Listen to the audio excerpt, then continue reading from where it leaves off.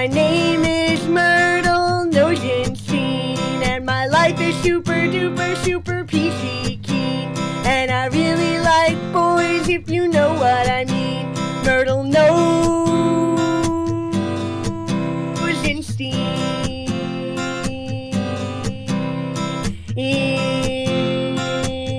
Hit the djembe! Hello everyone, it is I, your hostess with the mostess, Myrtle Nosenstein. And this is episode 3, Myrtle Knows. Episode 3, Why Twilight is the greatest book ever written out of books that are good that have been written. I know, I too am excited. Basically, for those of you who don't know, Twilight is a book about vampires, but it is about so much more than that. Nikki, unfortunately, does not see the majesty of Twilight, so she is here with me, as usual, to discuss. I fucking hate Twilight. I hate Twilight. I hate it, I hate it, I hate it, I hate it. I hate Twilight, and I hate Stephenie Meyer. Twilight, by Stephenie Meyer, is a brilliant book about vampires, but it's about more than just vampires. Basically what it is about this girl named Bella Swan, right here, played by Kristen Stewart in the movies. I don't really like her because she's making out with this guy right here, Robert Pattinson, who is so sexy. The good thing about Twilight is Stephenie Meyer takes the vampire myth and she puts her own twist on it. For example, the vampires in the Twilight universe don't die when they're out in the sun. They actually glitter. Yeah, they glitter. They glitter in the sunshine. It's fucking stupid. It's stupid. Glittering in the... I don't care how much creative license you take. Vampires don't glitter in the sunshine. They burn in it. They die in it. It's just known. It's just known. It's known like vampires need to suck blood that they die in the sunshine. Well, someone really likes to stifle creativity, doesn't she? Let's go into the writing that Stephenie Meyer uses, because Stephenie Meyer is a very good writer. I am just going to read from page 352. He continued, nodding. I sighed and folded my arms across my chest. He seemed to sense that I had given up on small talk. Bella, he said, and then he hesitated. I waited. Bella, he said again. Charlie is one of my best friends. Now, you can see even in these few sentences all of the emotion that's going on. Like, for example, he says, he spoke each word carefully in his rumbling voice. I notice you've been spending time with one of the Cullens. Yes, I replied curtly. See, use of the word curtly lets you know the emotion that Bella is feeling. She doesn't want to hear what Mr. Black has to say to her. And language like this is all throughout Twilight, using crazy words that you wouldn't normally use, which goes to show that Stephenie Meyer is a good writer because she uses words that have 3 or more syllables in them. So they're big, therefore she's a good writer. Just because you use big words doesn't mean that you are a good writer. You're wrong. Now, the writing and the plot line aside, one of the major things that Twilight has been criticized over is the fact that Bella isn't a feminist. Stephenie Meyer said this in an interview, and I tend to agree with her. Bella is a feminist because Bella has the choice to decide whether or not she wants to continue hanging out with Edward. Edward presents that choice to her. He says, listen, I'm like pretty dangerous. You know, I'm like a vampire and stuff, and I totally want to suck your blood. So, you should probably stay away from me, even though I'm madly in love with you.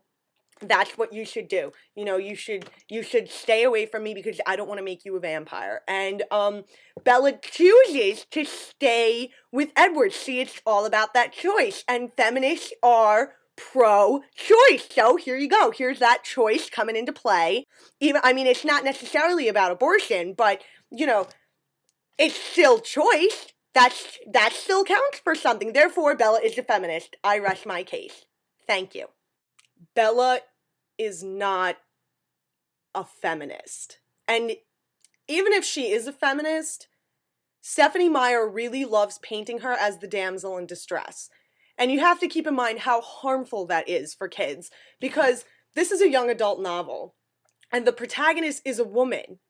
Girls who are growing up in middle school, girls who are going through puberty and things like that, need strong female characters to look up to.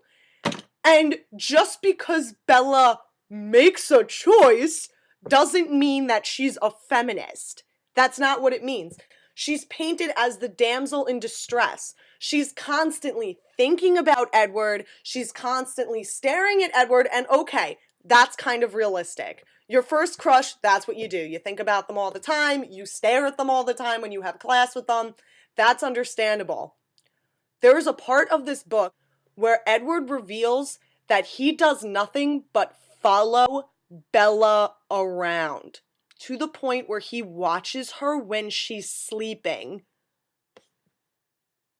That's fucked up. That's the definition of a stalker. Someone who follows you.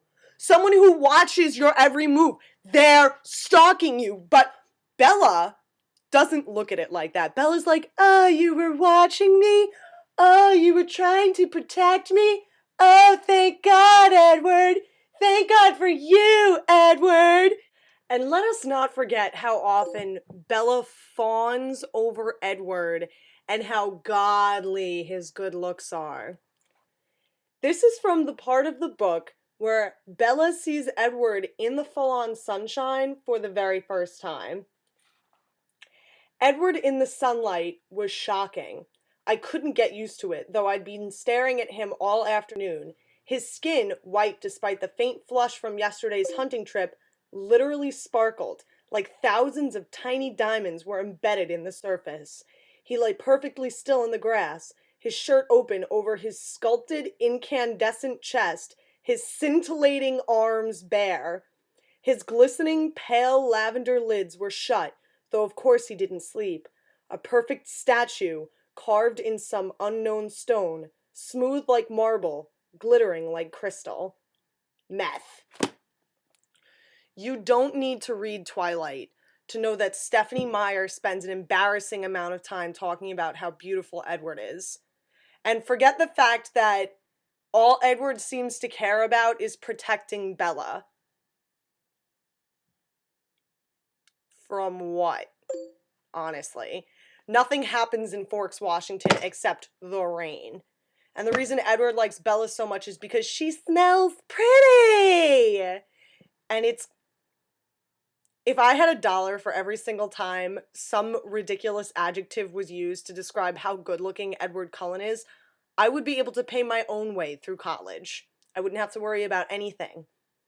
I would never have to work again. I would be a bajillionaire. I'd have more money than Stephenie Meyer has now from this stupid fucking book. That's not feminist. That's not feminist.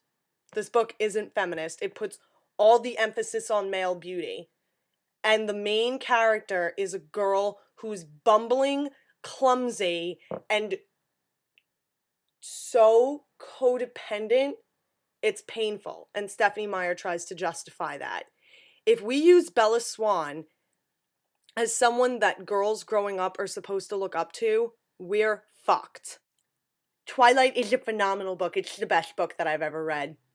It's the best book that I have ever... It is the best book ever written in the history of books that have been written that are good. I rest my case and I am right. And you know what?